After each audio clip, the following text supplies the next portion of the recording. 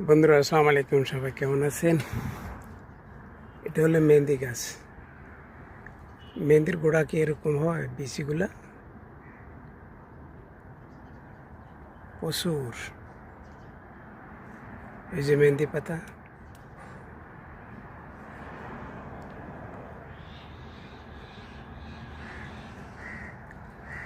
কারো যদি প্রয়োজন যদি হয় বলবেন,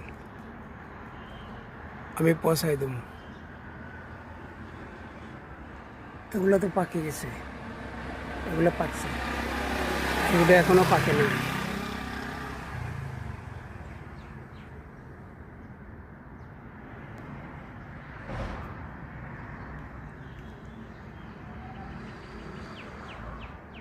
যাদের প্রয়োজন হবে বলবেন আমাকে।